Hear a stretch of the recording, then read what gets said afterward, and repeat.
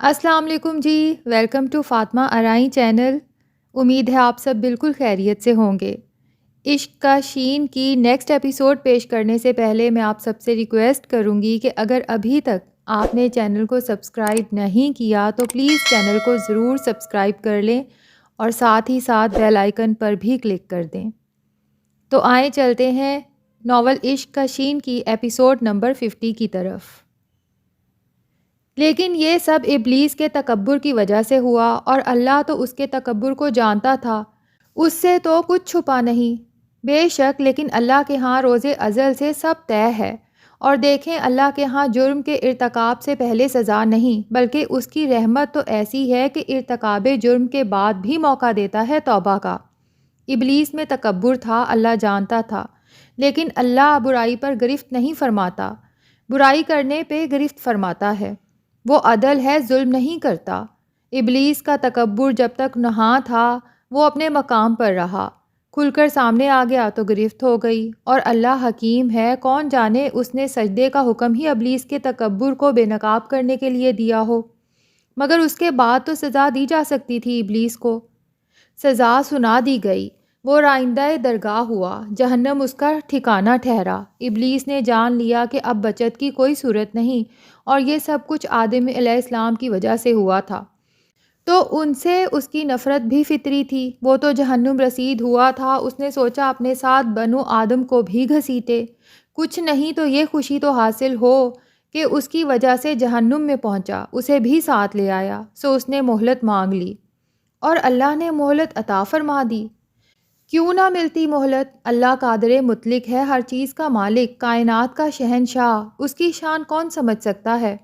وہ کسی کے لیے کوئی حجت نہیں چھوڑتا۔ ابلیس نے کہا میں اولاد آدم کو گمراہ کروں گا، تو نے اس کی وجہ سے مجھے اس حال میں پہنچایا ہے، تو میں اسے تجھ سے برگشتہ کروں گا، بغاوت سکھاؤں گا۔ اللہ نے فرمایا میں تجھ سے اور ایسے تمام لوگوں سے دوزخ کو بھر دوں گا، اور میرے بندوں کے لیے جو تجھے دھتکاریں گے ان کا انعام و اکرام ہوگا۔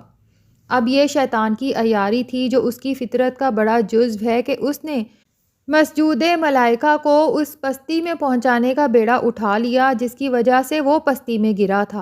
البتہ یہ سچائی نہیں بلکہ غلط تھی۔ وہ آدم علیہ السلام کی وجہ سے رائندہ درگاہ نہیں ہوا، بلکہ اپنی فطرت کی خرابی اور تکبر سے مارا گیا۔ اب صرف اس پر غور کریں چچا جان تو بہت سی باتیں سامنے آتی ہیں۔ اس کے لیے جہنم سے بچنے کا مختصر ترین نسخہ یہ ہے کہ وہ ابلیس کی اتباع سے بچے، اس کی فطری خرابی سے دور رہے۔ سب سے پہلے تو وہ نافرمان تھا، اللہ کے حکم سے انکار اس سے پہلے کسی نے نہیں کیا، بلکہ جنوں اور انسانوں کے علاوہ اللہ نے کسی مخلوق کو یہ اختیار نہیں دیا۔ تمام مخلوقات، چرند پرند، شجر حجر، کائنات کی ہر چیز اللہ کی مطیع ہے اور اس کی حمد و ثنا کرتی ہے۔ سورہ حامیم سجدہ میں اللہ نے بتایا کہ زمین اور آسمان کو وجود میں آنے کا حکم دیا، وہ چاہیں یا نہ چاہیں، اور انہوں نے عرض کی کہ ہم خوش دلی کے ساتھ آ گئے۔ پھر ابلیس نے اللہ کے حضور تکبر کیا، جو جرم عظیم ہے۔ کبریائی تو صرف اور صرف اللہ کے لیے ہے۔ اس نے اللہ کو یہ بتانے کی حماقت کی کہ وہ آگ سے پیدا کیے جانے کی وجہ سے اہم ہے، اور آدم علیہ السلام مٹی سے پیدا کیے جانے کی وجہ سے حقیر ہے۔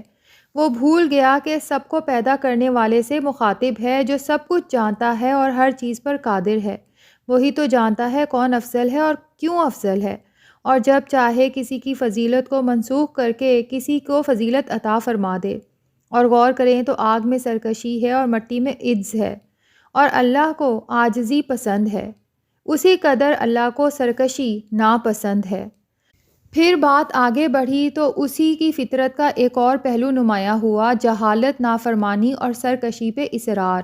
اگر ابلیس اسی وقت توبہ کر لیتا تو اللہ ایسا بخشنے والا ہے کہ اسے معاف کر دیتا، مگر اس کی بجائے اس نے مہلت مانگ کر کائنات کے قادر مطلق شہنشاہ کو گویا چیلنج کیا۔ یہ سرکشی کے بعد بغاوت ہے جو قابل معافی نہیں، اس کے لیے تو سخت ترین سزا ہے، اور ایسا کرتے ہوئے نہ اسے اللہ کی کبریائی کا احساس رہا اور نہ ہی اپنے نہایت کم اوقات ہونے کا۔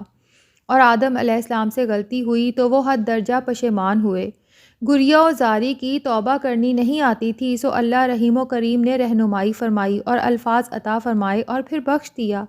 لیکن جنت سے نکالے جانے کی سزا برقرار رہی۔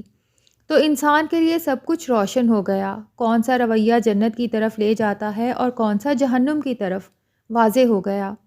سرکشی، نافرمانی، تکبر اور بغاوت شیطانی رویے ہیں، اور اطاعت، عاجزی، اپنے گناہوں پہ گریہ زاری اور توبہ استغفار اور اللہ سے رجوع کرنا آدم علیہ السلام کی سنت ہے۔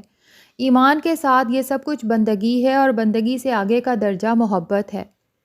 ہاں، اب ہم پھر محبت پر آ گئے، مسعود صاحب نے گہری سانس لے کر کہا۔ جی ہاں، ہم نے کتے کو دیکھ کر محبت کے بارے میں سمجھا۔ مالک کی تربیت کے حوالے سے یہ تو میری سمجھ میں آ گیا کہ محبت کرنا آسان نہیں، یہ بھی کہ محبت میں سختی لازم ہے، یہ بھی کہ محبت کھونے کے خوف سے بے نیاز ہوتی ہے۔ محبت دیر پا فلاح کی خاطر وقتی طور پر تکلیف دینے سے نہیں ہچکچاتی، وہ بے غرض ہوتی ہے، اسے جواب میں کچھ بھی نہیں چاہیے ہوتا، محبت بھی نہیں۔ مگر یہ تو دنیاوی محبت کی بات ہے، اولاد اور والدین کی محبت، شوہر کی محبت، رشتہ داروں دوستوں کی محبت، بلکہ ایک انسان کی دوسرے انسان سے محبت۔ محبت وہ ہے جو اپنے محبوب کو غلط راستے پر جاتے دیکھ کر ٹوکتی ہے، پھر روکتی ہے اور روکتی رہتی ہے، یہاں تک کہ محبوب اس سے رک جائے۔ اس سے ہمیں یہ سمجھ میں آتا ہے کہ لوگوں سے محبت کیسی کرنی چاہیے، مگر اللہ سے محبت؟ پہلے تو میں نے دنیاوی محبت پر ہی غور کیا تھا، عبدالحق نے کہا، اور میرا خیال ہے کہ یہ ضروری ہے۔ غور کرنے پر میری سمجھ میں آیا کہ محبت کم از کم دو طرح کی ہوتی ہے۔ مسعود صاحب عبدالحق کو مستفسرانہ نگاہوں سے دیکھ رہے تھے۔ ایک لمحے کے توقف کے بعد عبدالحق نے بات آگے بڑھائی۔ ایک محبت تو وہ ہے جو اللہ نے ودیت فرمائی، مگر بیٹے محبت تو اللہ کی صفت ہے، اور اس کی صفات کے پرتو کے ساتھ انسان کو ودیت ہی ہوئی ہے۔ مسعود صاحب نے اعتراض کیا، ممکن ہے میں غلطی پر ہوں، ایسا ہے تو آپ مجھے ٹوک دیجئے گا، میں اپنی اصلاح کر لوں گا۔ اللہ کی صفت ہے محبت، تو کوئی اسے پوری طرح کیسے سمجھ سکتا ہے؟ میں نے جو سمجھا میں اس کی وضاحت کر دوں۔ محبت تو اللہ ہی کی طرف سے ہے، اور ہر انسان میں پیدائشی طور پر موجود ہوتی ہے، اس کا کوئی ناپ تول نہیں کہ کسی ایک انسان کو بہت زیادہ دے دی تو وہ ختم ہو گئی، اب کسی دوسرے کے لیے کچھ بھی نہیں بچا۔ وہ تو سمندر کی طرح ہوتی ہے، آدمی جب جب محبت کرتا ہے اس کی محبت اور خو اور بڑھتی ہے۔ لیکن مجھے لگتا ہے کہ کچھ محبتیں اللہ اپنے بندوں پر بطور خاص عنایت کرتا ہے، جیسے نومولود بچے کے لیے وہ ماں کے دودھ کی شکل میں رزق اتارتا ہے، ویسے ہی ماں کے دل میں اس کے لیے محبت بھی اتارتا ہے، وہ تو باپ کو بھی ملتی ہے، لیکن ماں کی محبت سب سے بڑی ہوتی ہے، اور اس کی وجہ وہ بچے کی سب سے بڑی ضرورت ہوتی ہے، سب کچھ ماں کو ہی تو کرنا ہوتا ہے۔ بچے کو پیشاب پخانے سے تو سب کو گھن آتی ہے، لیکن ماں کو اپنے بچے سے گھن نہیں آتی، محبت ہی تو بچے کو پالتی ہے۔ غور کریں تو عورت کا بہت بڑا کام سونپا گیا ہے، اس کے دم سے آدم علیہ السلام کا تسلسل ہے، وہی جنم دیتی ہے، وہی پال پوس کر بڑا کرتی ہے، وہی پرورش اور تربیت کرتی ہے، پھر وہی سنوارتی یا بگاڑتی بھی ہے۔ تو زمین پر محبت کا سرچشمہ تو اسی طرح تھا۔ ٹھیک ہے، اللہ نے انسان کو محبت عطا فرمائی، اللہ نے لوگوں کے درمیان محبت پیدا فرمائی۔ تم نے کہا کہ محبت کم از کم دو طرح کی ہوتی ہے۔ جی، کم از کم اس لیے کہا کہ اس کے جانے کتنی قسمیں ایسی ہوں گی جو میں نہیں سمجھ سکتا۔ ان دو قسموں میں سے ایک بے ساختہ محبت ہے جو کسی سے پہلی بار ملنے پر بغیر کسی وجہ اور ارادے کے ہو جاتی ہے۔ اس کے لیے مجھے بس جوار بھاٹے کی مثال سوچتی ہے، جیسے پورے چاند کی کرنیں سمندر کو چھوتی ہیں تو اس میں ہیجان بپا ہو جاتا ہے، وہ تو بڑی خالص اور سچی محبت ہے۔ یہ بھی ممکن ہے، لیکن یہ خدشہ بھی تو ہوگا کہ انسان ظاہری حسن پر مر مٹا ہو۔ ایسا ہو تب بھی کیا فرق پڑتا ہے؟ فرق تو پڑتا ہے چچا جان، محبتیں بدلتی کیوں ہیں، ختم کیوں ہوتی ہیں، بلکہ کبھی تو نفرت میں تبدیل ہو جاتی ہیں۔ اس کو مختصر اور سادہ لفظوں میں یوں ہی کہا جا سکتا ہے کہ اس طرح کی محبت نفس کی خاطر ہوتی ہے، اور نفس کیونکہ زیادہ سے زیادہ بہتر سے بہتر کی ہوس میں مبتلا ہوتا ہے، اس لیے وہ پھیکی پڑ جاتی ہے، اہمیت کھو بیٹھتی ہے، جبکہ محبت کبھی یوں ختم نہیں ہوتی، کبھی مرتی نہیں۔ تو گویا وہ محبت نہیں ہوتی؟ محبت تو شاید ہوتی ہے، مگر درجے کے اعتبار سے بہت پست ہوتی ہے۔ وجہ بنیادی طور پر محبت بے غرض ہوتی ہے، وہ کوئی مطالبہ، کوئی تقاضا نہیں کرتی، کوئی شرط عائد نہیں کرتی، لہٰذا اسے کسی بات سے کوئی فرق نہیں پڑتا۔ وہ تو کسی پرسکون ندی کی طرح بہنے والی ہوتی ہے اور بہے جاتی ہے۔ لیکن بیٹے، جن سے مخالف کے درمیان محبت کو ایسے نظر انداز تو نہیں کیا جا سکتا۔ مسعود صاحب نے کہا، دیکھو نا، اللہ نے باوا آدم علیہ السلام کی پسلی سے اماں حوا کو پیدا فرمایا۔ جب آپ علیہ السلام جاگے اور انہیں دیکھا تو بہت خوش ہوئے، ان سے محبت ہوئی نا انہیں۔ وہ تو ان کی ضرورت تھی جو سب کچھ جاننے والے رب نے پوری فرمائی۔ دیکھے نا، آدم علیہ السلام اکیلے تھے، کوئی ان کے جیسا نہیں تھا، کوئی مونس، کوئی ہمدم، کوئی ہم زبان جس سے وہ بات کر سکیں۔ انسان کے لیے بات کرنا بہت ضروری ہے۔ آدم علیہ السلام کو تنہائی کا احساس ستاتا ہے۔ اللہ نے کرم فرمایا کہ ان سے ان کا جوڑا پیدا فرمایا، ان کی ہی جنس لیکن مخالف جنس، نازک اور حسین۔ دیکھیں تو اللہ بھی تنہا۔ عبدالحق نے تیز لہجے میں ان کی بات کاٹ دی، نہیں چچا جان، اللہ تنہا نہیں، یکتا ہے۔ ہم ان دو لفظوں کو ٹھیک طور سے سمجھ نہیں پاتے، کبھی انہیں ایک دوسرے کا مترادف سمجھنے کی غلطی بھی کرتے ہیں۔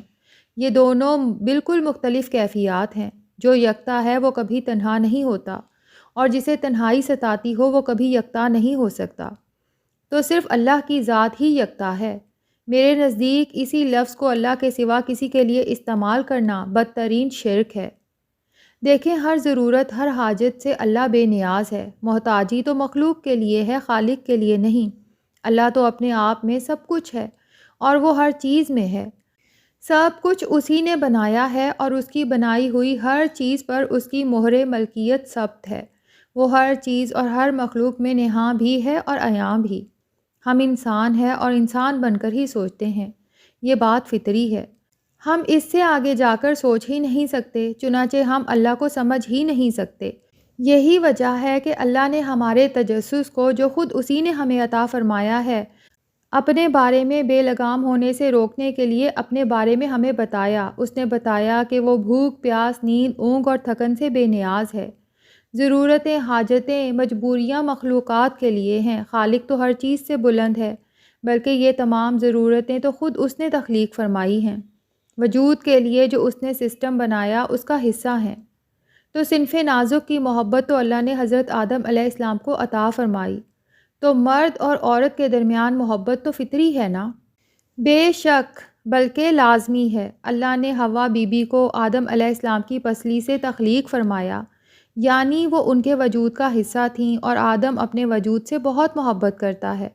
مرد اور عورت کے درمیان ایک غیر معمولی زبردست کشش ہے، جنسی کشش۔ جی ہاں، بنیادی طور پر تو یہ درست ہے۔ آدم علیہ السلام کو جو پہلا جذبہ ملا وہ بندگی تھا، جو میثاق ازل کے ذریعے قیامت تک پیدا ہونے والے ہر انسان کو ملا۔ اللہ نے آدم علیہ السلام کی پشت سے پیدا ہونے والے ہر انسان سے یہ عہد لیا، جسے وہ عمر بھر بھولا رہتا ہے، مگر موت کے وقت جب اس کی آنکھوں سے پردہ ہٹا دیا جاتا ہے تو اسے یاد آتا ہے۔ بھولنے کے نتیجے میں وہ بت پرستی تک چلا جاتا ہے۔ در حقیقت وہ اس کے اندر چھپی بندگی کی نہایت طاقتور تلقین ہے۔ اگر بدقسمتی سے اس کا رخ اللہ کی طرف نہ ہو تو وہ گمراہ ہوتا ہے، کیونکہ اپنی تمام تر طاقت کے باوجود جو اللہ نے اسے دی ہے، اس کے لاشعور میں یہ بات ہمیشہ موجود رہتی ہے کہ کوئی اس سے زیادہ طاقتور موجود ہے۔ صحیح سمت میں نہ جانے کی وجہ سے وہ گمراہ ہو جاتا ہے۔ اور آدم علیہ السلام کی پہلی محبت اماں حوا تھیں، یعنی پہلی محبت تو مرد اور عورت کے درمیان ہی ہے۔ ممکن ہے ایسا نہ ہو، اللہ ہی سب کچھ جانتا ہے، لیکن بظاہر تو یہی درست ہے۔ عبدالحق کے لہجے میں اعتماد کی کمی تھی۔ مگر یہ محبت بے غرض تو نہیں ہوتی، ہو ہی نہیں سکتی۔ دنیاوی محبتوں میں تو یہ خامیاں ہوتی ہیں، اسی لیے تو وہ آزمائش سے گزرتی ہیں۔ لیکن چچا جان، نفس کے بھی تو کئی درجے ہوتے ہیں۔ خواہش کا غلام، خود غرض اور ہوس کا شکار نفس امارہ ہوتا ہے۔ وہ خواہشوں کے معاملے میں ایسا اندھا ہوتا ہے کہ اچھا برا نہیں دیکھتا، اللہ کے احکامات کو بھی یاد نہیں رکھتا۔ اس کا اسیر انسان جانوروں سے بھی بدتر ہوتا ہے۔ پھر نفس توامہ ہے، جسے ضمیر کہہ لیں، پھر نفس مطمئنہ ہے۔ جو انسان اپنی خواہشات کو اللہ کے احکامات کے تابع کر لے، یہ اس کے پاس ہوتا ہے۔ یہ تو بہت بڑی چیز ہے، عام انسانوں کو میسر کہاں؟ ہاں، جسے اللہ نواز دے۔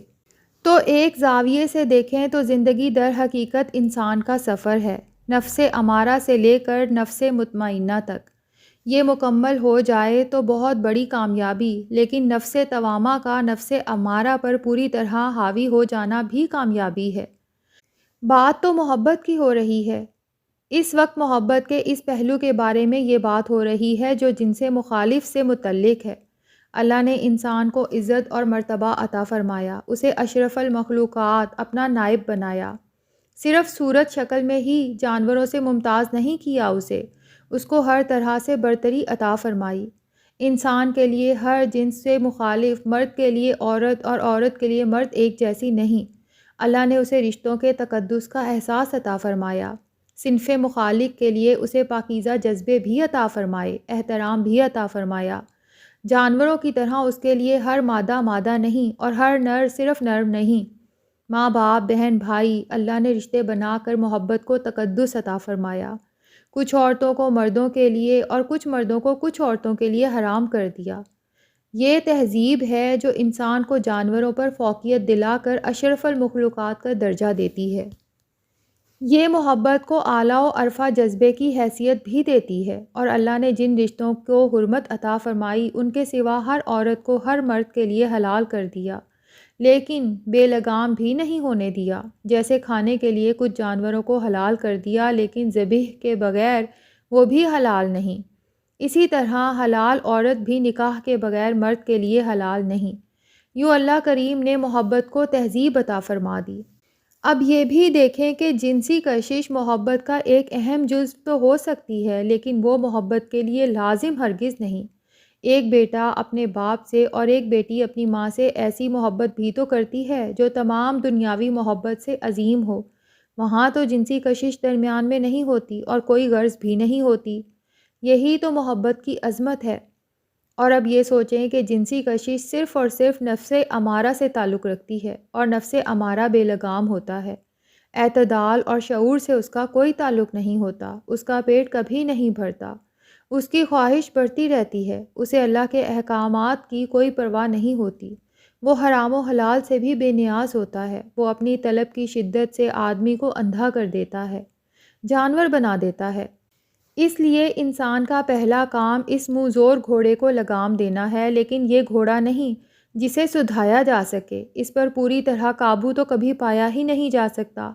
آپ اپنی دانست میں اسے کچل بھی دیں تو یہ اور خطرناک ہو جاتا ہے، یہ عیار بھی ہوتا ہے، وقتی طور پر دبک کر بیٹھ جاتا ہے، بہت موقع سے، بہت چپکے سے، بہت بے ضرر بنا کر بہت خطرناک وار کرتا ہے، اور اس وقت وار کرتا ہے جب آپ اس کی طرف مطمئن اور بے خوف ہو چکے ہوں۔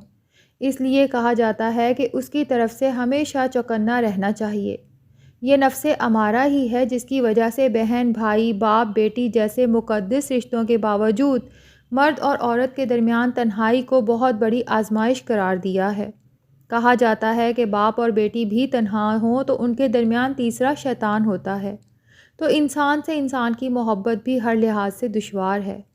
نہیں چچا جان، بہت آسان ہے، آدمی صرف اللہ کو سمجھ لے تو، لیکن یہ تو ناممکن ہے۔ بے شک یہ ممکن ہی نہیں، لیکن میں محدود پیمانے پر بات کر رہا ہوں۔ اللہ نے اپنی صفات کے بارے میں جو کچھ بتایا وہ اس کا حقیر سا تعارف ہے۔ اللہ کی صفات تو گہرائی میں جا کر سمجھنا بھی انسان کے بس کی بات نہیں۔ یہ تو بہت بڑا علم ہے، بہت بڑا۔ ایک ایک صفت میں اللہ کے ہزارہا پہلو چھپے ہیں، لیکن میں کچھ ظاہری صفات پر سطحی طور پر غور کرنے کی بات کر رہا ہوں۔ اب دیکھیں نا، ہم ایمان تو لائے ہیں نا بالغیب، لیکن ہمارا کام یہاں ختم نہیں ہوا، بلکہ یہاں سے تو کام شروع ہوا ہے۔ ہم جس پر ایمان لائے ہیں اسے سمجھنا بھی تو ضروری ہے۔ اسے سمجھنے کی راہ میں قدم بقدم آگے بڑھیں گے تو ایمان بڑھے گا، مستحکم ہوگا۔ تو شروع کہاں سے کیا جائے؟ ہم جانتے ہیں اور کہتے ہیں کہ اللہ ہر جگہ موجود ہے، ہمارے اپنے اندر بھی، رگے جاں سے بھی قریب تر، اور ہم جانتے ہیں کہ وہ سمیع ہے، موہوم ترین سرگوشی بھی سن لیتا ہے، وہ بصیر ہے، سب کچھ دیکھتا ہے، وہ خبیر ہے، اسے ہر چیز ہر بات کا علم ہے، وہ علیم ہے، اسے ہر بات کا علم ہے، اس کے علم نے ہر چیز کا احاطہ کیا ہوا ہے۔ وہ علیم بذات الصدور ہے، سینوں میں چھپے ہر بھید سے آگاہ ہے۔ بے شک یہ ہمارا ایمان ہے۔ ایمان ہی تو نہیں ہے چچا جان، اگر ہمیں اس کے سمیع ہونے پر مکمل ایمان ہوتا تو ہم منہ سے کبھی کوئی بری بات نکال سکتے تھے؟ ہم اسے بصیر مانتے اور ایمان رکھتے تو وہ سب کچھ دیکھ رہا ہے تو کوئی بری حرکت کر سکتے؟ اسے علیم جانتے اور مانتے تو بری بات سوچتے کیسے؟ یہ بات نہیں، مسعود صاحب بولے۔ ایمان تو ہوتا ہے لیکن نفس آدمی کو ہر وقت ہر لمحہ یہ سب کچھ یاد نہیں رہنے دیتا۔ چلیں ٹھیک ہے، لیکن آدمی کو ہر لمحہ اللہ کو یاد رکھنے، اس سے تعلق اور رابطہ رکھنے کی کوشش تو کرنی چاہیے، مسلسل کوشش، چاہے درمیان میں بھولتا رہے۔ میں انسان سے انسان کی محبت کو آسان کہہ رہا تھا، اب یہ بھی بتا دوں کہ میرے خیال میں وہ آسان کیسے ہے۔ مسعود صاحب اسے پر اشتیاق نظروں سے دیکھ رہے تھے۔ محبت اللہ کی عطا کی ہوئی نعمت ہے، تو محبت کرتے ہوئے انسان کو اللہ کو ہمیشہ درمیان میں رکھنا چاہیے، مگر ہم غلطی یہی کرتے ہیں کہ اللہ کو ایک طرف ہٹا دیتے ہیں، یوں محبت محدود بھی ہو جاتی ہے۔ یہ بات وضاحت طلب ہے۔ یوں سمجھیے کہ اللہ سے محبت کرنے کا جو آسان ترین راستہ بتایا گیا ہے وہ اس کے بندوں سے محبت کرنا ہے، یعنی ہر انسان کو بلا تفریق ہر دوسرے انسان سے محبت کرنی چاہیے، اور درمیان میں اللہ کا حوالہ نہ ہو تو یہ ممکن ہی نہیں۔ مطلب محبت اللہ کا دیا ہوا تحفہ ہے تو وہ صرف اللہ کی خاطر ہی کی جائے۔ وہ کیسے؟ آپ بیٹے سے محبت کرتے ہیں، اگر وہ اللہ کے حکم کے خلاف جائے تو اسے سمجھائیں، نہ سمجھے تو اسے روکیں، نہ رکے تو اس پر سختی کریں، اور پھر بھی نہ رکے تو اس کے لیے بہتری چاہتے ہیں تو دعا کرتے رہیں، یہی محبت ہے۔ کتے کے مالک والی محبت؟ جی ہاں، مگر یہ محبت سب سے، ہر انسان سے کرنا تو ممکن نہیں۔ ایسا نہ کہیں، رسول کریم صلی اللہ علیہ وآلہ وسلم کی حیات طیبہ تو یہی ثابت کرتی ہے۔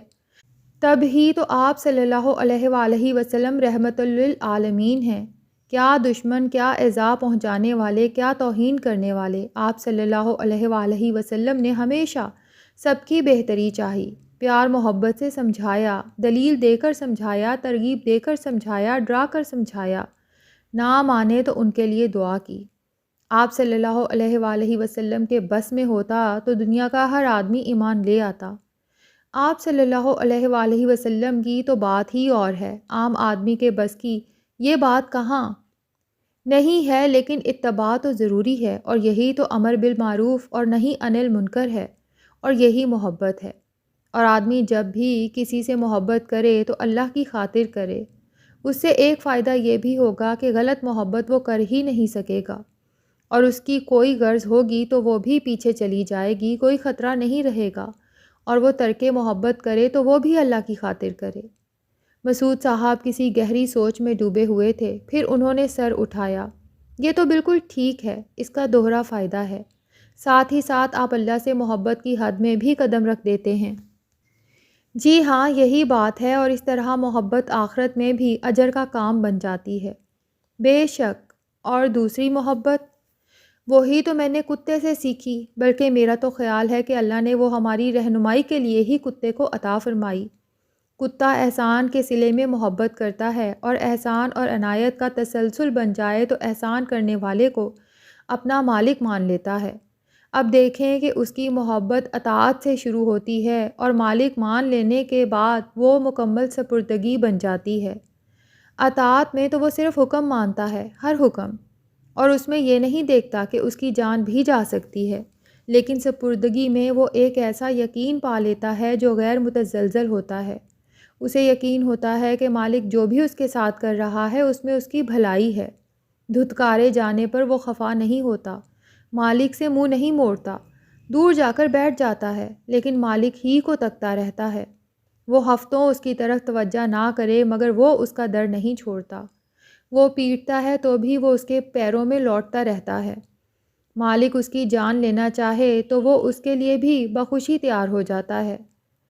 اب ہم خود کو کتے کی جگہ رکھ کر دیکھیں، جبکہ ہمارا مالک تو ہے ہی ہمارا رب، اور ہمارے مالک کی قدرت، محبت، عنایات اور اس کی عطا کے سامنے کتے کے مالک کی کوئی حیثیت ہی نہیں۔ اس کی عطا کی ہوئی نعمتوں کا تو ہمارا ذہن، ہماری تمام ادراکی قوتیں، بلکہ ہمارا تصور بھی احاطہ نہیں کر سکتا۔ اس کی عطا کی ہوئی جن نعمتوں کا ہمیں علم، شعور اور ادراک اور احساس ہے، وہ اس کی عطا کی ہوئی تمام نعمتوں کا پاسنگ بھی نہیں۔ یعنی ہم شاید ہی اور بمشکل اس کی عطا کی ہوئی 1 کروڑ نعمتوں میں سے صرف ایک کے بارے میں ہی جانتے ہیں۔ اور چچا جان جن نعمتوں کا ہمیں علم، شعور، ادراک اور احساس ہے، وہ بہت بہت ہی کم ہونے کے باوجود ہمارے لحاظ سے اتنی کثیر ہیں کہ انہیں سوچنے، یاد کرنے اور ذہن میں ترتیب دینے کی کوشش کریں تو اس کی کثرت اور ازدحام کی وجہ سے ذہن میں سے سب کچھ گڈمڈ ہونے لگتا ہے، ذہن معوف ہونے لگتا ہے۔ میں نے تجربہ کر کے دیکھا چچا جان، میں نے سوچا جتنی نعمتوں کے بارے میں جانتا ہوں انہیں کاغذ پر لکھوں اور پھر شکر ادا کروں۔ میں لکھتا رہا، لکھتے لکھتے تھک گیا، ذہن خالی ہو گیا۔ بس یہ ایک احساس تھا کہ ابھی بے شمار نعمتیں ہیں جن کے بارے میں جانتا ہوں، لیکن ذہن انہیں گرفت نہیں کر پا رہا۔ مکھیوں کی بھن بھناہٹ سی تھی، سمجھ میں کچھ نہیں آ رہا تھا۔ پھر مجھے اچانک خیال آیا کہ جس ہاتھ سے میں اللہ کی نعمتیں لکھ رہا ہوں وہ بھی تو اللہ کا دیا ہوا ہے، جس کے بارے میں تو میں لکھنا ہی بھول گیا۔ حد ہو گئی، جس نعمت سے اس لمحے استفادہ کر رہا تھا وہی مجھے یاد نہیں رہی۔ اور پھر ایک اور دروازہ کھل گیا، انگلیاں بھی تو ہیں، انگوٹھا بھی تو ہے، قلم تو انہوں نے ہی پکڑا ہے، اور کاغذ اور قلم اور دماغ یا ذہن جو بھی کہیں۔ پھر خیال آیا جسم کے کسی بھی عضو کو میں نے نعمتوں میں نہیں لکھا، اور ہر نعمت کے کئی کئی پہلو ہیں۔ کان ہیں، چہرے پہ نہ ہوں تو چہرہ بدنما لگے، لیکن اس سے وابستہ سننے کی صلاحیت بھی تو ہے۔ میں بے بسی سے شل ہو گیا۔ ارے باہر کی نعمتوں کو تو چھوڑو، میں تو اپنے وجود کے اندر کی نعمتوں کو بھی ٹھیک سے نہیں پہچان سکا، شکر ادا نہیں کر سکتا۔ اپنے وجود کے بارے میں ہی سب کچھ معلوم نہیں ہے۔ ہر عضو کا ایک حصہ اور اس کا ایک اپنا نظام ہے، جس میں ایک نہیں نہ جانے کتنے ہی کیسے کیسے سسٹم ہیں۔ ہم آسانی سے کہہ دیتے ہیں کہ جسم میں ایک مدافعاتی نظام ہے، وہ کیسے کام کرتا ہے، اس میں کون کون سے اعضاء یا کوئی اور کیا چیز پرفارم کرتی ہے، کس طرح پرفارم کرتی ہے، حتمی طور پر کوئی نہیں بتا سکتا۔ میں تو آدمی ہوں، عام سا۔ کسی عام آدمی کو زندگی میں کبھی یہ معلوم نہیں ہوتا کہ اس کے جسم میں کیا کچھ ہے، کتنے اعضاء ہیں، جبکہ سب ضروری ہوتے ہیں۔ ذرا سی کمی ہو جائے تو فرق پڑ جاتا ہے۔ تو جو اپنے وجود کو ہی ٹھیک سے نہیں جانتا وہ اللہ کی نعمتوں کو کیسے سمجھے گا اور کیا شکر ادا کرے گا؟ تو پہلے بے بسی نے مجھے شل کیا، پھر مجھ پہ عاجزی طاری ہوئی۔ میں نے کہا، اللہ آپ سب جانتے ہیں اور میں کچھ بھی نہیں جانتا۔ میری اوقات تو ایک عام سی نعمت پر شکر ادا کرنے کی بھی نہیں ہے۔ میں شکر کیسے ادا کر سکتا ہوں؟ میں بندہ عاجز، میرے معبود، آپ تو میرے مانگے بغیر میری ضرورتیں اسی طرح پوری فرماتے ہیں کہ مجھے نہ ضرورت کا پتہ چلتا ہے نہ اس کے پورے ہونے کا۔ آپ تو ہر لمحہ میری بے خبری میں مجھے ہزاروں، لاکھوں، کروڑوں نعمتیں عطا فرماتے ہیں۔ میں بھلا آپ کا شکر ادا کر سکتا ہوں؟ اور یہ جو میں نے زبان سے شکر ادا کیا تو یہ اتنی نعمتوں پر آپ کی ایک اور بڑی نعمت ہے۔ کوشش، پھر بے بسی، پھر عاجزی اور پھر گریہ، شاید یہی شکر ہے، مسعود صاحب نے کہا۔ اور یہ سب خود نعمتیں ہیں، کوشش، بے بسی، عاجزی، گریہ، شکر کے نفل، پھر ان پر شکر۔ نہیں چچا جان، شکر تو ممکن ہی نہیں۔ مگر اللہ نے شکر ادا کرنے کو کہا۔ جی ہاں، توفیق بھی اس نے عطا فرمائی اور شکر ادا کرنا بھی اس نے نصیب فرمایا، پھر اسے بندے کی طرف سے قبول فرما لیا۔ کوئی عطا سی عطا ہے؟ عبدالحق نے کہا، پھر چند لمحے سوچنے کے بعد بولا، مجھے تو لگتا ہے کہ اللہ نے شکر کا حکم دیا تو بہت بڑا کرم فرمایا۔ کوشش، بے بسی، عاجزی، گریہ، اس کے بعد کیا آتا ہے؟ بندگی، اطاعت اور پہم کرم کا احساس محبت کی طرف لے جاتا ہے۔ بندہ حاصل کر پائے یا نہ کر پائے، راستے تو اسی منزل کی طرف جاتے ہیں۔ بات دور نکل گئی، مسعود صاحب نے یاد دلایا۔ ہمیشہ یہی ہوتا ہے، بات اسی کی جو ٹھہری، جس کی باتیں اتنی ہیں کہ روئے زمین کے تمام سمندر کی روشنائی بن جائیں اور اتنے ہی سمندر اور لے آئیں، پھر لکھتے رہیں مگر اس کی باتیں ختم ہی نہ ہوں۔ تو میں یہ کہہ رہا تھا کہ کہاں کتے کا مالک اور کہاں ہمارا مالک۔ یہ بات کہنا بھی حماقت ہے، لیکن ہم کتے سے اپنا موازنہ کریں اور دیکھیں کہ اطاعت اور محبت میں ہم اس سے بڑھ کر ہیں یا نہیں۔ تو مایوسی کے سوا کچھ ہاتھ نہیں آئے گا۔ مسعود صاحب نے سرد آہ بھر کر کہا۔ جی بالکل، غور تو کریں، ہم شکر ادا نہیں کرتے، کوئی بات نہیں، یہ ناممکن ہے، مگر ہم تو الٹا شکایت کرتے رہتے ہیں۔ موسموں کی نعمت پر شکر کوئی ادا نہیں کرتا، لیکن گرمی پر بھی شکایت، سردی پر بھی شکایت، بارش نہ ہونے پر بھی شکایت اور بارش ہونے پر بھی شکایت، ہوا تیز چلنے پر بھی شکایت اور ہوا رکنے پر بھی شکایت۔ حالانکہ یہ وہ نعمت ہے جس کے دم سے زندگی ہے، اور اللہ نے اس پر کسی کو اختیار بھی نہیں دیا کہ کوئی کسی کی ہوا بند کر دے۔ مگر شکر نہیں، شکایت ہی کرتے ہیں ہم۔ صحت اور تندرستی پر شکر ادا نہیں کرتے، مگر معمولی سی بیماری پر اللہ سے گلہ پکا۔ تو شکایت اور اطاعت کا کوئی میل ہی نہیں، شکایت کا شائبہ بھی پیدا ہو گیا تو اطاعت ختم ہو گئی۔ شکایت ناشکرا پن ہے، اور ناشکرا آدمی کبھی خوش نہیں رہ سکتا۔ کچھ اللہ کی طرف سے ملے گا تو شکر ادا کرنے سے پہلے ہی وہ اسے کم لگنے لگے گا، اور پھر شکایت، حل من مزید، یہ تو نفس امارہ کی قید ہے، اس کا پیٹ کبھی بھرتا ہی نہیں۔ اللہ نے شکر ادا کرنے کو کہا جو ناممکن ہے، تو اس طرح خود تک پہنچنے کا، محبت کرنے کا ایک سادہ اور آسان راستہ دکھایا۔ شکر محض زبان سے ادا کرنا بھی قناعت کے بغیر ممکن نہیں، اور قناعت اختیار کی تو جیسے نفس امارہ کو پچھاڑ دیا، ایک بڑی فتح حاصل کر لی۔ پھر شکر احسان مندی سے ہے، اور احسان مندی اطاعت کی طرف لے جاتی ہے۔ نفس امارہ بغاوت پر اکساتا ہے اور شکر اطاعت پر۔ تو کم از کم نیکی اور بدی کی ایک جنگ تو شروع ہوئی، جس پر خوش ہو کر اللہ بندے کو امداد سے بھی نوازے گا۔ اب غور کریں، انسان عام طور پر کتے کے برعکس عمل کرتا ہے، اور یہ میں اللہ کے ماننے والوں کی بات کر رہا ہوں۔ پریشانی میں اللہ سے گڑ گڑا کر دعا کرتا ہے، مدد مانگتا ہے، مل جائے تو سب سے پہلے اللہ سے ہی منہ پھیرتا ہے۔ یہ تو اللہ نے قرآن میں بھی فرمایا۔ مسعود صاحب سے رہا نہیں گیا۔ جی ہاں چچا جان، جو خوشی ملے اس میں مگن ہو جاتا ہے، دنیا میں گم ہو جاتا ہے، اور کوئی پریشانی آئے، خواہ وہ اس کے اپنے ہی کسی عمل کا نتیجہ ہو، تو اللہ سے شکایت کرتا ہے۔ ایسا آدمی اللہ سے کیا محبت کرے گا؟ وہ تو بندوں سے بھی محبت نہیں کر سکتا۔ جو ہر کسی سے اپنی بھلائی چاہے، نہ ملے تو خفا ہو جائے، اور کچھ دینے کا اسے خیال ہی نہ ہو، وہ محبت کا نام تو استعمال کر سکتا ہے، محبت نہیں کر سکتا۔ مسئلہ یہی ہے کہ کتا بہت حقیر ہے۔ اشرف المخلوقات اس سے کیا سیکھے اور کیوں سیکھے؟ کتا احسانات کے صلے میں صرف اپنے مالک کے بارے میں سوچتا ہے، اور اس کے مفادات کی فکر کرتا ہے اور ان کا خیال رکھتا ہے۔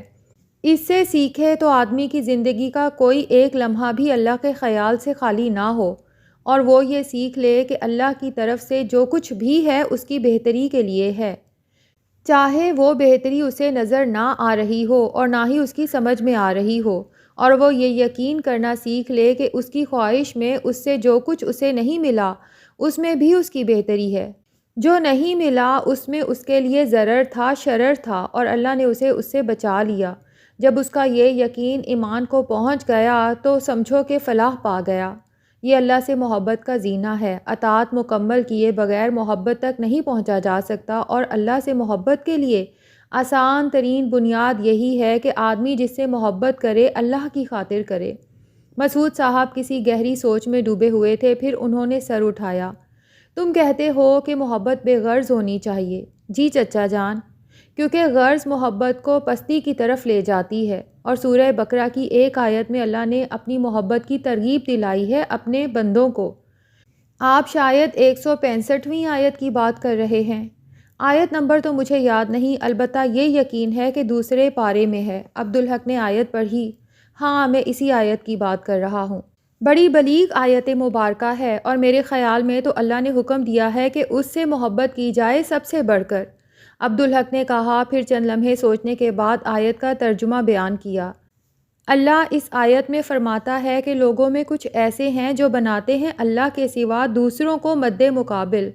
یہ تو سیدھا سیدھا شرک کا معاملہ ہے، اور آگے اللہ نے فرمایا ہے انہی لوگوں کے بارے میں، محبت کرتے ہیں ان سے جیسی محبت اللہ سے ہونی چاہیے۔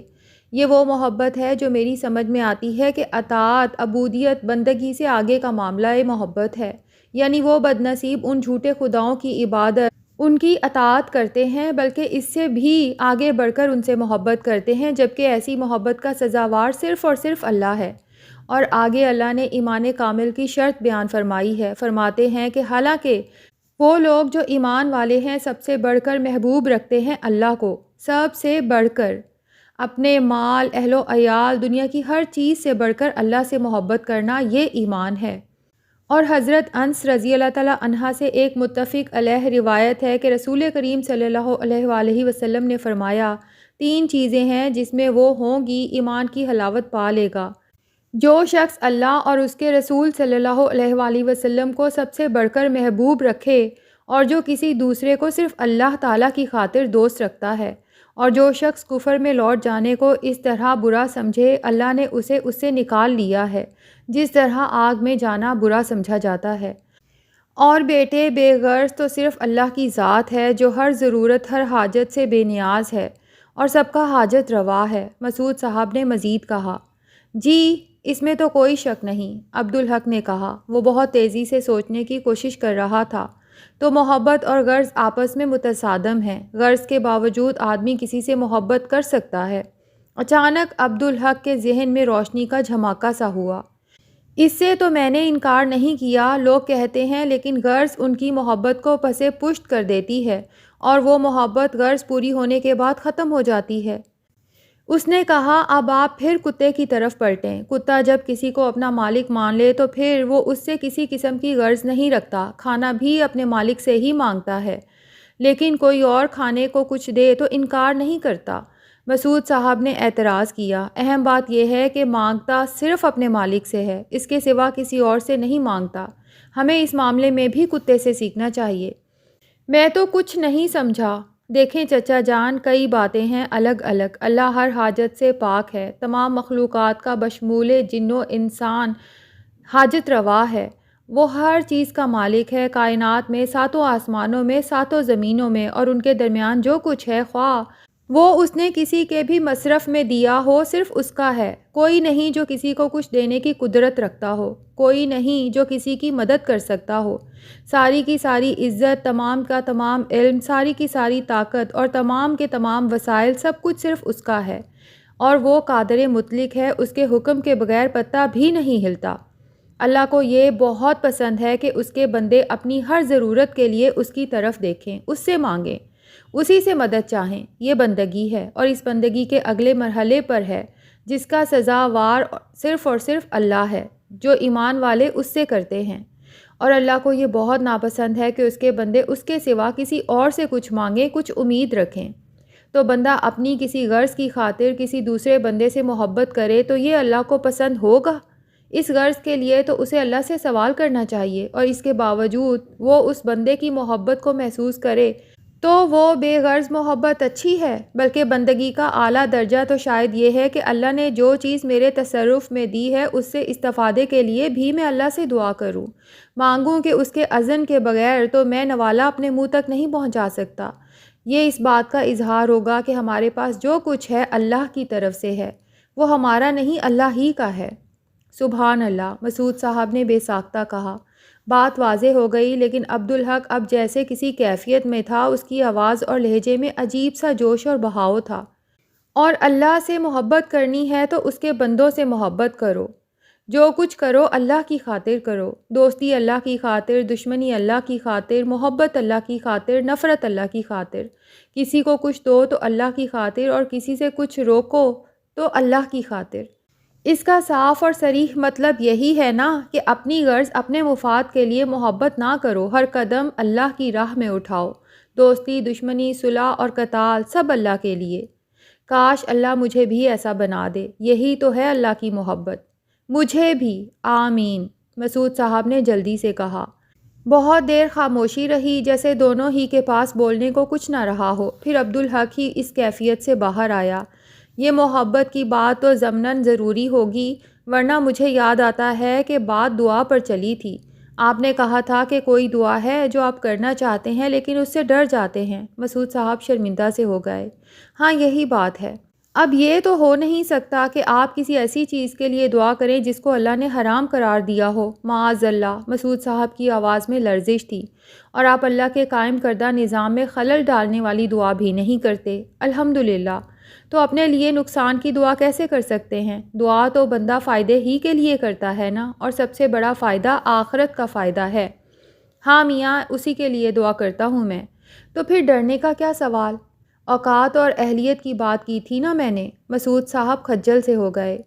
تو چچا جان، آدمی کتنا ہی گناہ گار ہو اللہ سے مغفرت کی دعا تو کرے گا۔ یہ تو اللہ کو بہت پسند ہے۔ گناہ کر کے توبہ کرنا بھی ایسا ہی ہے۔ اور جب اللہ تعالیٰ فرماتا ہے کہ مایوسی کفر ہے تو یہ اس کی رحمت سے مایوس ہونے کے بارے میں ہے۔ اور رہی بات اہلیت کی، تو اپنے اعمال کے زور پر جنت میں جانے کا دعویٰ کون کر سکتا ہے؟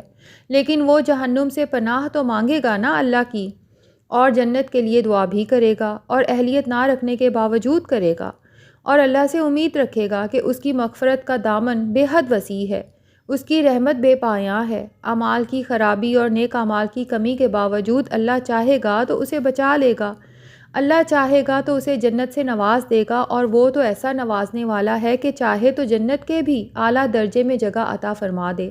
تبھی تو لوگ جنت الفردوس کی دعا کرتے ہیں۔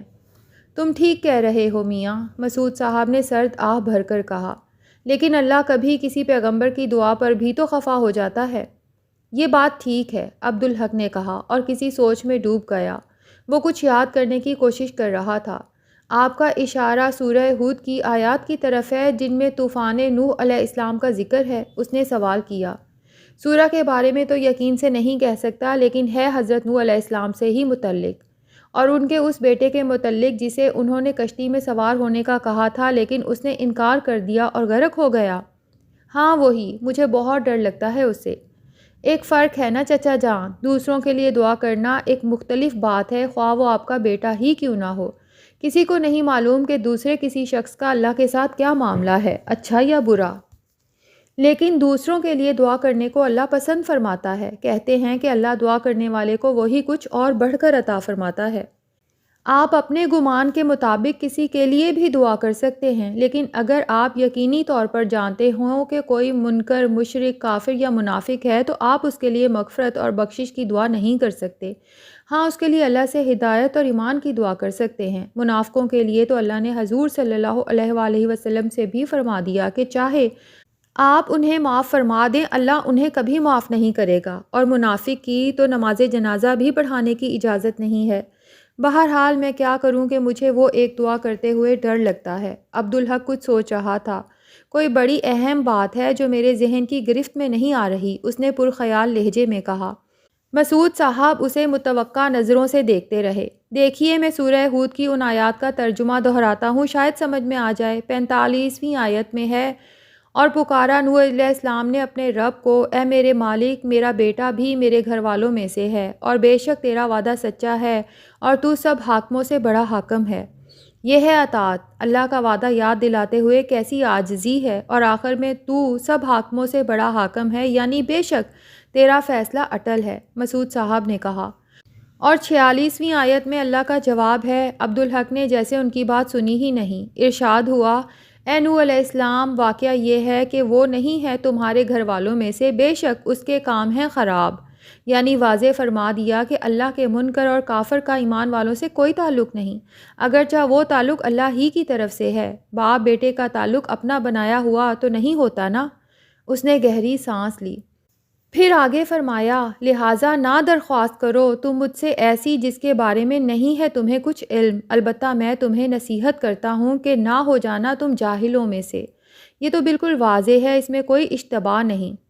اوہ، بات سمجھ میں آ گئی نا؟ عبدالحق کی آنکھیں چمکنے لگیں۔ مسعود صاحب اسے غور سے دیکھتے رہے۔ اگلی آیت میں اللہ نے ایک دعا عطا فرمائی، میں نے کبھی اس پر غور ہی نہیں کیا تھا۔ سناؤ بیٹے۔ ترجمہ فرمایا ہے اللہ، نوح علیہ السلام نے کہا، اے میرے رب، میں تیری پناہ طلب کرتا ہوں اس بات سے کہ میں تجھ سے مانگوں وہ چیز کہ نہیں ہے مجھے اس کا علم، اور اگر نہ کیا تو نے مجھے معاف اور نہ رحم فرمایا تو ہو جاؤں گا میں برباد۔ مسعود صاحب کی آنکھیں بھی چمکنے لگیں۔ یہ تو بہت بڑی دعا ہے چچا جان، عبدالحق نے کچھ تعجب کے بعد کہا۔ انسان تو بے خبری میں، نادانستگی میں کسی بھی طرح کی دعا کر سکتا ہے، اپنے لیے تباہ کن بھی اور اللہ کے نزدیک ناپسند بھی، تو اللہ نے یہ دعا عطا فرما کے کیسی کریمی کی ہے۔ آخر میں یہ دعا مانگ لی جائے تو اللہ رحم فرمائے گا انشاءاللہ اور نقصان سے بچا لے گا۔ بے شک میرے بیٹے، جزاک اللہ۔ مسعود صاحب کے لہجے میں بے پناہ شفقت تھی۔ اس وقت اللہ نے تمہارے ذریعے میری بہت بڑی رہنمائی فرمائی، بڑی مشکل آسان کر دی۔ اب میں جو دعا کرنا چاہتا ہوں وہ کر سکتا ہوں اور انشاءاللہ کروں گا۔ اللہ نے اپنی ناراضی کا خوف میرا دور فرما دیا۔ جزاک اللہ بیٹے۔ جزاک اللہ فی الدارین چچا جان، یہ تو آپ کی وجہ سے اللہ نے مجھے بھی فیض پہنچایا۔ سینکڑوں بار یہ آیت مبارکہ پڑھی ہوگی میں نے، مگر کبھی یہ خیال نہیں آیا کہ یہ کتنی بڑی دعا ہے۔ الحمدللہ، یہ اللہ کا فضل ہے۔ اب اجازت چچا جان، اور بیٹھنے کو کہتا، لیکن تم بتا چکے ہو کہ مصروفیت کیسی ہے۔ دعا کیجیے گا عزت اور سرخ روئی کے ساتھ اس مرحلے سے گزر جائیں ہم۔ بڑی ذمہ داری ہے۔ انشاءاللہ سب ٹھیک ہوگا بیٹے۔ عبدالحق اٹھ کھڑا ہوا، مسعود صاحب بھی کھڑے ہو گئے۔ عبدالحق نے ان کی طرف ہاتھ بڑھایا، مگر انہوں نے اسے نظر انداز کر کے اسے سینے سے لگا لیا۔ دیر تک وہ اسے سینے سے لگائے اس کی پیٹھ تھپکتے رہے۔ تم میرے لیے اللہ کی رحمت ہو بیٹے، میں بہت دعا کرتا ہوں تمہارے لیے، انہوں نے بہت دھیمی آواز میں کہا۔ عبدالحق کی آنکھیں نم ہونے لگیں۔ اللہ کہاں کہاں کیسی کیسی محبت عطا فرماتا ہے۔ مسعود صاحب نے اسے پیچھے ہٹایا اور بہت غور سے اس کے چہرے کو دیکھنے لگے۔ پھر انہوں نے اسے ہاتھ ملایا۔ فی امان اللہ بیٹے، جاؤ، اللہ تمہیں آسانیاں عطا فرمائے، اپنے معاملات میں بھی اور دوسروں کے معاملات میں بھی۔ واپس آتے ہی انشاءاللہ میں ضرور حاضر ہوں گا۔ عبدالحق نے کہا، جی انشاءاللہ، زندگی رہی تو پھر ملیں گے تم سے۔ اب وہ پھر اسے غور سے دیکھ رہے تھے، جیسے آنکھوں میں اتار کر دل میں بسا رہے ہوں۔ السلام علیکم چچا جان، ایسے نہیں گیٹ تک رخصت کرنے چلوں گا میں، جانے اب کتنے دن بعد ملاقات ہو۔ اس بار چوکیدار اور مالی کو چھوڑ کر تمام ملازمین بھی ان کے ساتھ ایبٹ آباد گئے تھے۔ نسیمہ اور اس کی بیٹیاں بھی عابیہ اور نوریز کی شادی میں شریک ہونا چاہتی تھیں، اور یہ ان کا حق تھا۔ وہ لوگ 24 تاریخ کو ایبٹ آباد پہنچے۔ رشیدہ اور عابیہ ان کے ساتھ تھیں۔ پھر عبدالحق خود انہیں وفا ان کے گھر چھوڑنے گیا۔ وہاں رشیدہ کے شوہر اور اس کے بیٹوں سے بھی اس کی ملاقات ہوئی۔ اسے حیرت ہوئی کہ انہوں نے کبھی نہیں دیکھا، لیکن اسے جانتے بھی ہیں اور اس کا احترام بھی کرتے ہیں۔ آپ کی صحت اب کیسی ہے؟ عبدالحق نے رشیدہ کے شوہر سے پوچھا۔ برسوں پرانی بیماری ہے صاحب، اللہ کی مہربانی ہے کہ حاجت کے لیے چل لیتا ہوں۔ جب تک اللہ کا حکم ہے جینا ہے صاحب، بس اللہ محتاجی سے بچائے۔ کوئی ضرورت تو نہیں ہے آپ کو؟ آپ کی مہربانی ہے، بس ایک بوجھ رہ گیا تھا، وہ بھی زندگی میں ہی اتر رہا ہے۔ بوجھ نہ سمجھیں، بوجھ تو آدمی کہیں بھی اتار دیتا ہے چھٹکارے کے لیے۔ یہ فرض ہے آپ کا۔ لڑکے کو، لڑکے والوں کو اچھی طرح سے دیکھیے گا، تسلی سے ہاں کیجیے گا، اچھا نہ ہو تو منع کر دیں۔ کیا کہہ رہے ہیں صاحب؟ وہ آپ کا ڈرائیور ہے، اس سے بڑی تسلی کی بات کیا ہوگی؟ عبدالحق نے سوچا، دونوں طرف ایک ہی سی بات ہے، ذمہ داری میری ہی ہے، مگر بیمار آدمی سے وہ بحث نہیں کر سکتا تھا۔ دوسرے اسے اندازہ تھا کہ رشیدہ بہت سوچ سمجھ کر فیصلہ کرے گی۔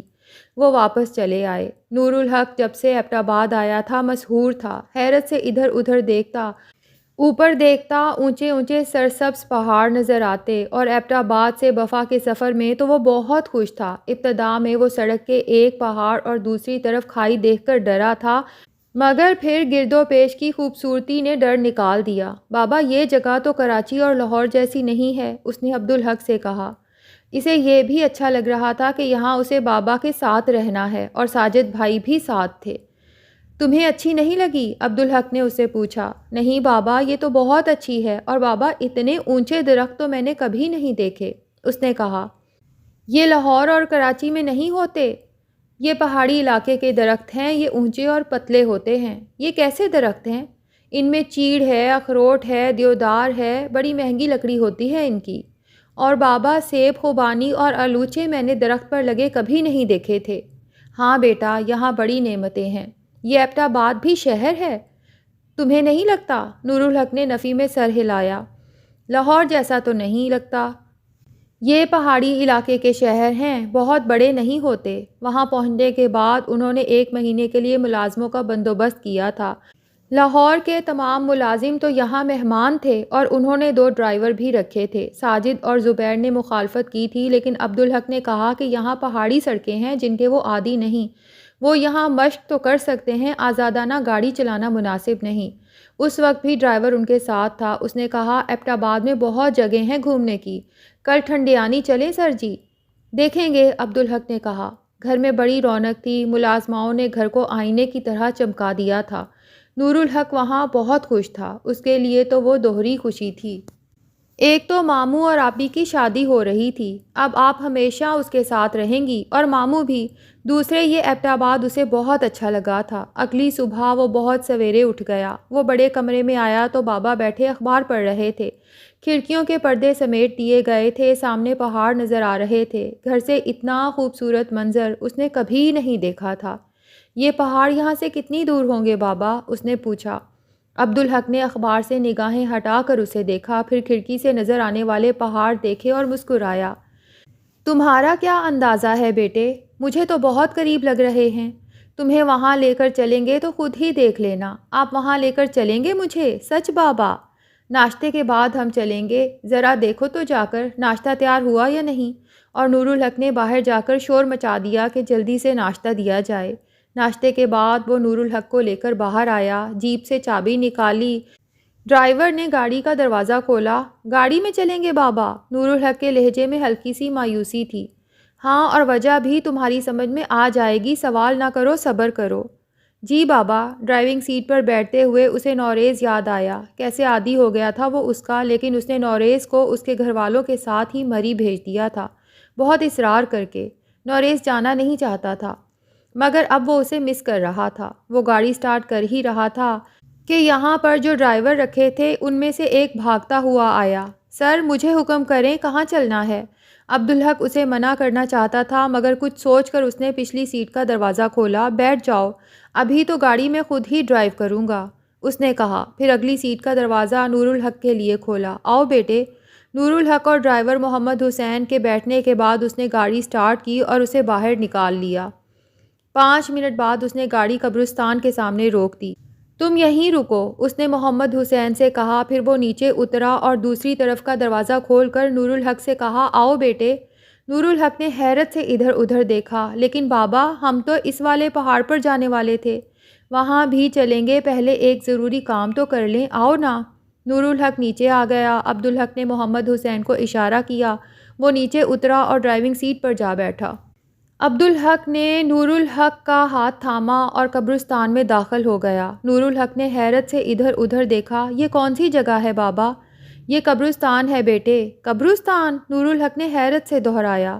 اس لمحے عبدالحق کو احساس ہوا کہ نور الحق پہلی بار کوئی قبرستان دیکھ رہا ہے۔ اسے یہ احساس بھی ہوا کہ وہ بے سوچے سمجھے اسے یہاں لے آیا ہے۔ اسے خود پر حیرت ہو رہی تھی۔ قبرستان کیا ہوتا ہے بابا؟ نور الحق نے پوچھا۔ عبدالحق کو اندازہ ہو گیا کہ اس کا متجسس بیٹا اب ایسے نہ جانے کتنے سوال کرے گا۔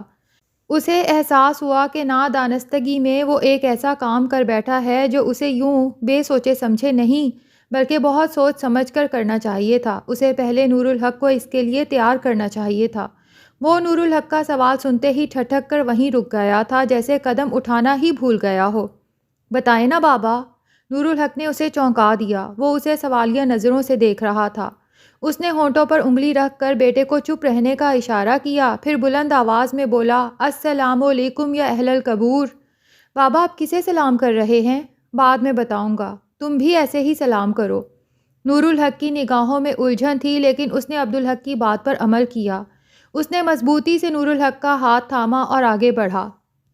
یہ کیا ہے بابا؟ نور الحق نے قبروں کی طرف اشارہ کیا۔ یہ قبریں ہیں بیٹے، اور جہاں بہت سی قبریں ہوتی ہیں وہ قبرستان ہوتا ہے۔ اور بیٹے، قبرستان میں باتیں نہیں کرتے۔ تم یہاں قرآن میں سے جو بھی یاد ہے وہ دل میں پڑھتے رہو، باہر نکل کر میں تمہیں سب سمجھا دوں گا، اس نے کہا۔ لیکن دل میں وہ سوچ رہا تھا کہ یہ کوئی آسان کام نہیں ہوگا۔ قبرستان میں کافی تبدیلیاں آئی تھیں۔ کچھ یہ بھی تھا کہ وہ 7 سال بعد یہاں آئے تھے، لیکن بہرحال نور بانو کی قبر تلاش کرنے میں اسے زیادہ دشواری نہیں ہوئی۔ اس نے فاتحہ پڑھی۔ اس کی دیکھا دیکھی نور الحق نے بھی دعا کے لیے ہاتھ اٹھا دیے۔ اتنی دیر میں نور الحق سوالات سے بھر چکا تھا۔ بابا، یہ ہر قبر پر کسی کا نام اور تاریخ بھی لکھی ہے بابا۔ عبدالحق نے سمجھ لیا کہ اسے سب کچھ یہیں بتانا ہوگا، باہر اور زیادہ دشواری ہوگی۔ اور یہ سب کچھ ویسے ہی آسان نہیں تھا۔ کیسی عجیب بات تھی، نور الحق وہ بچہ تھا جس نے آنکھ کھلنے سے پہلے موت دیکھی تھی، لیکن آنکھ کھلنے کے بعد اللہ نے اسے اس سے محفوظ رکھا تھا۔ وہ موت کے بارے میں کچھ بھی نہیں جانتا تھا۔ اس نے کبھی کوئی قبر نہیں دیکھی تھی، قبرستان بھی نہیں دیکھا تھا۔ وہ موت کی آغوش سے زندگی کی گود میں آیا تھا، لیکن اسے معلوم کچھ بھی نہیں تھا۔ بابا آؤ یہاں بیٹھ جائیں، ابھی میں تمہیں بتاؤں گا، اس نے کہا۔ وہ دونوں نور بانو کی قبر اور اس کے برابر والی قبر کے درمیان بیٹھ گئے۔ اس لمحے عبدالحق کو خود پر، سب پر غصہ آ رہا تھا کہ بچے کو بے خبر رکھا، اسے یہ بھی نہیں بتایا کہ اس کی ماں مر چکی ہے۔ یہ کیسا ظلم ہے؟ بابا یہ میری امی کی قبر ہے۔ پہلے تو عبدالحق کو اپنی سماعت پہ یقین نہیں آیا، پھر یہ اس کے لیے دھماکہ ثابت ہوا۔ نور الحق نے سوال نہیں کیا تھا اس سے، اس کا انداز ایسا تھا جیسے وہ ایک حقیقت بیان کر رہا ہو۔ تمہیں کیسے معلوم؟ یہاں نام لکھا ہے امی کا۔ میں پوچھ رہا ہوں تمہیں یہ کیسے معلوم ہوا؟ مجھے امی نے بتایا تھا۔ امی نے؟ وہ کیسے بتا سکتی تھی تمہیں، وہ تو مر چکی ہیں۔ عبدالحق کی سمجھ میں نہیں آ رہا تھا کہ بیٹا یہ کیسی بات کر رہا ہے، اس کا دماغ الجھ رہا تھا۔ میری اصلی امی نے بتایا تھا۔ اصلی امی کون؟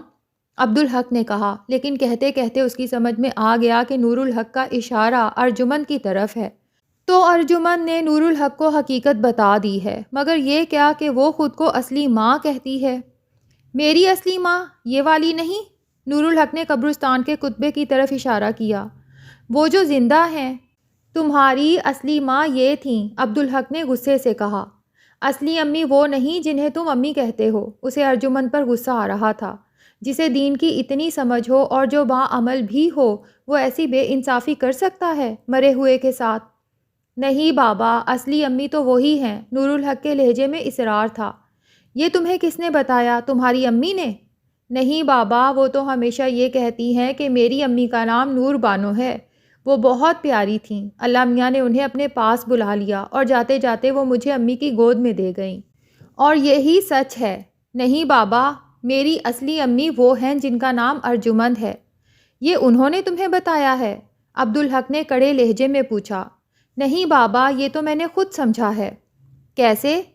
ہماری ٹیچر ہمیں بتا رہی تھیں کہ ماں کیسی ہوتی ہے، کیا کیا کرتی ہے، اور میں نے اس پر غور کیا بابا، تو پتہ چلا کہ میری امی تو اس سے بھی زیادہ کرتی ہیں۔ میرے لیے تو وہی میری اصلی امی ہوئی نا۔ تمہاری اصلی امی یہ تھیں جنہوں نے تمہیں پیدا کیا۔ پیدا کرنے والے تو اللہ میاں ہیں بابا۔ نور الحق نے بڑی معصومیت سے اس کی تصحیح کی۔ ہاں لیکن ماں کے بغیر کوئی پیدا نہیں ہوتا۔ عبدالحق کی آواز بلند تھی۔ اور جو ماں پیدا کرتی ہے وہی بچے کی اصل ماں ہوتی ہے۔ یہی امی بھی کہتی ہیں۔ اور کیا کہتی ہیں وہ؟ وہ کہتی ہیں کہ ایک ماں بھی خوش نصیبی ہوتی ہے۔ میں بہت زیادہ خوش نصیب ہوں کہ مجھے اللہ میاں نے 2 مائیں دیں۔ وہ کہتی ہیں کہ اگر یہ امی بھی زندہ رہتیں تو اور بھی اچھا ہوتا۔ اور تم کیا کہتے ہو؟ نور الحق چند لمحے سوچتا رہا، پھر بولا، مجھے بھی آپ سب سے اچھے لگتے ہیں، مگر کبھی کبھی بہت دور ہوتے ہیں۔ اس کے لہجے میں ہلکی سی شکایت تھی۔ اور امی کیا کہتی ہیں؟ وہ کہتی ہیں سب سے اچھے آپ ہیں، پھر دادی، پھر یہ والی امی۔ اس نے قبر کی طرف اشارہ کیا۔ اپنے لیے کچھ نہیں کہتی وہ؟ نہیں، لیکن بابا کبھی مجھے لگتا ہے کہ سب سے اچھی وہی ہیں۔ تو تم جانتے ہو کہ مرنا کیا ہوتا ہے؟ پھر تم نے قبرستان دیکھ کر مجھ سے پوچھا کیوں کہ یہ کون سی جگہ ہے؟ قبرستان میں نے پہلے کبھی نہیں دیکھا نا، قبر بھی نہیں دیکھی تھی۔ یہ بتاؤ کہ مرنا کیا ہوتا ہے؟ اللہ کا حکم، اللہ کا راز ہوتا ہے، کسی کو نہیں معلوم کہ کون کب مرے گا، صرف اللہ ہی جانتا ہے۔ کوئی جوان مرتا ہے، کوئی بوڑھا اور کوئی بچہ، صرف اس لیے کہ یہ اللہ کی مرضی کی بات ہے۔ عبدالحق کے رونگٹے کھڑے ہو گئے۔ اتنا سا بچہ اور ایسی باتیں، یہ بھی تمہیں امی نے بتایا ہے؟ جی بابا۔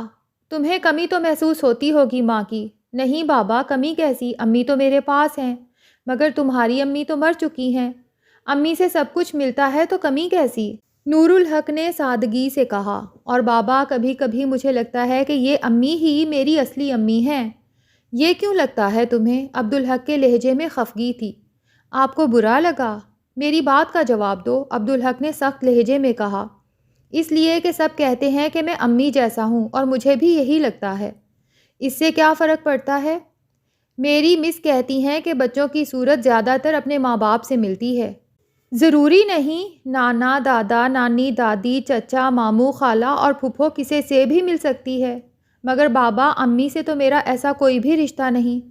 اس سے یہ ثابت ہوتا ہے کہ تمہاری امی مرحومہ ارجمن سے کتنا پیار کرتی تھیں، عبدالحق نے بے رخی سے کہا، اور تم ابھی بچے ہو، ان باتوں کو نہیں سمجھو گے، بس حقیقت یہ ہے کہ یہی تمہاری امی تھیں۔ اس نے قبر کی طرف اشارہ کیا، اور جہاں تک تمہیں پالنے کا تعلق ہے تو تمہاری دادی رشیدہ، عابیہ اور ارجمن نے مل کر تمہیں پالا ہے۔ نور الحق چند لمحے سوچتا رہا، پھر بولا، امی آپ کی کیا تھیں؟ تمہیں نہیں معلوم؟ عبدالحق نے جھنجھلا کر کہا، یہ میری بیوی تھیں۔ اور میری امی کون ہیں؟ وہ بھی میری بیوی ہیں۔ تو اس طرح وہ میری امی ہوئی نا؟ نور الحق نے فاتحانہ لہجے میں کہا۔ عبدالحق کو اس کی سمجھداری نے حیران کر دیا۔ اسے خود پر افسوس بھی ہوا کہ وہ اتنے چھوٹے سے بچے سے ایسی باتیں کر رہا تھا۔ آخر کیا چاہتا تھا وہ؟ نور الحق کو ارجمن سے دور کرنا؟ یہ تو بہت بری بات ہے۔ بس اتنی ہی کمی رہ گئی تھی کہ وہ یہ کہہ دیتا کہ ارجمن اس کی ستیلی ماں ہے، اور اسے یاد آیا یہ لفظ ستیلی ماں اس کے ذہن میں رہ رہ کر سر اٹھاتا تھا ارجمن کے لیے۔ یہ سب کیا ہے؟ آؤ اب چلیں، اس نے بیٹے کا ہاتھ تھامتے ہوئے کہا۔ وہ قبرستان کے گیٹ کی طرف چل دیے۔ اچانک عبدالحق کو ایک اور خیال آیا، تم نے اپنی امی کو دیکھا ہے کبھی؟ جی ہاں۔ کیسے؟ امی نے تصویر دکھائی تھی ان کی۔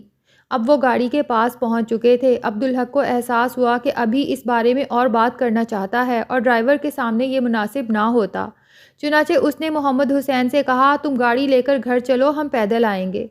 جو حکم آپ کا سر۔ تو اب ہم پہاڑ کی طرف چلیں گے؟ نور الحق نے خوش ہو کر کہا۔ نہیں بیٹے، اس کے لیے تو گاڑی میں چلنا ہوگا۔ مگر بابا، یہ سامنے ہی تو ہے پہاڑ، نور الحق نے احتجاج کیا۔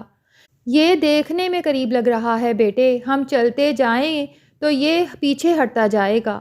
کیا پہاڑ چلتے ہیں بابا؟ نہ چاہتے ہوئے بھی عبدالحق کو ہنسی آ گئی۔ نہیں بیٹے، یہ بڑے ہیں نا، بہت بڑے، اس لیے دور سے بھی نظر آتے ہیں اور دیکھنے والے کو لگتا ہے کہ یہ قریب ہی ہیں۔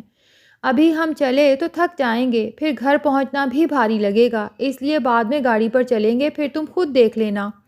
ٹھیک ہے بابا، نور الحق نے کہا، لیکن انداز سے وہ کچھ ناخوش لگ رہا تھا۔ تو تم نے تصویر دیکھی تھی اپنی امی کی؟ جی، امی نے دکھائی تھی مجھے، اور دادی نے کہا تھا اس کی کیا ضرورت ہے۔ ارجمن تم سے تمہاری امی کی باتیں کرتی ہیں؟ عبدالحق نے اس بار امی کہنے کی بجائے ارجمن کا نام لیا۔ جی، بہت باتیں کرتی ہیں، روز کرتی ہیں۔ کیا باتیں کرتی ہیں؟ وہ کہتی ہیں کہ امی بہت اچھی تھیں۔ میں نے کہا آپ سے زیادہ اچھی تھیں، تو امی نے کہا میں تو ان کے مقابلے میں کچھ بھی نہیں، تمہاری امی بہت ہی اچھی تھیں، بہت بڑا دل تھا ان کا، تمہارے بابا میں انہوں نے مجھے حصے دار بنایا۔ وہ کہتے کہتے رکا۔ یہ حصے دار بننا کیا ہوتا ہے بابا؟ آپ میں امی نے حصے دار کیسے بنایا؟ تمہاری امی نے ہی ارجمن سے میری شادی کرائی تھی، عبدالحق نے کہا۔ اور کیا کہتی ہیں ارجمن؟ وہ کہتی ہیں ہر رات سونے سے پہلے ان کے لیے دعا کیا کرو کہ اللہ انہیں بہت بڑا مقام دے، سب سے اوپر والی جنت میں۔ اور تم ہر رات یہ دعا کرتے ہو؟ جی بابا۔ عبدالحق نے موضوع بدلا۔ اچھا یہ بتاؤ، ایبٹ آباد تمہیں کیسا لگا؟ بہت اچھا بابا۔ تمہیں پتہ ہے تم یہاں پیدا ہوئے تھے؟ جی بابا، امی نے بتایا تھا۔ ارجمن کیا کیا بتاتی رہی ہے اسے، عبدالحق نے جھنجھلا کر سوچا، اور دوسری طرف اسے خود پر حیرت ہو رہی تھی، اس کا بیٹا 7 برس کا ہو گیا اور اس نے کبھی اس کی ماں کے متعلق بتایا تک نہیں، بات تک نہیں کی اس سے۔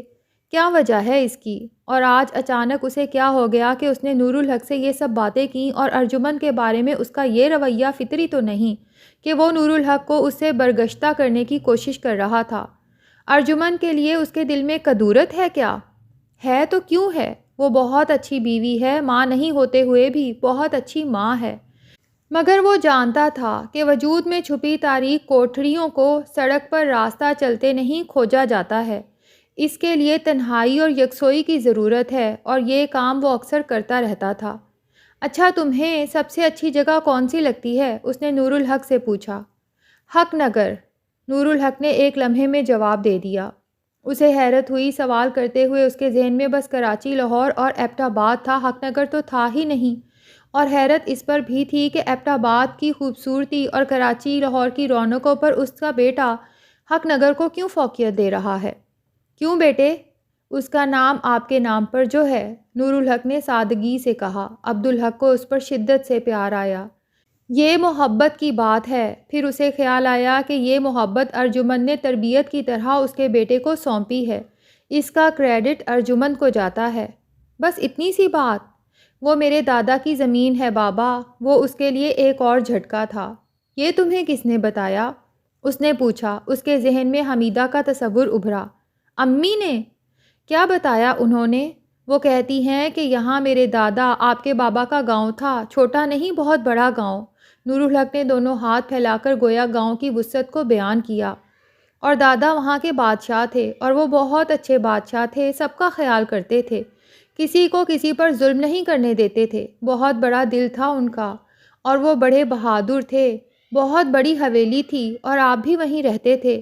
پھر ایک دن لال آندھی آئی اور سب کچھ نیچے دب گیا، سب ختم ہو گیا۔ پھر آپ نے وہ ریت ہٹوائی، وہ سب زمین آپ کو دے دی گئی، لیکن آپ نے اسے لوگوں میں بانٹ دیا۔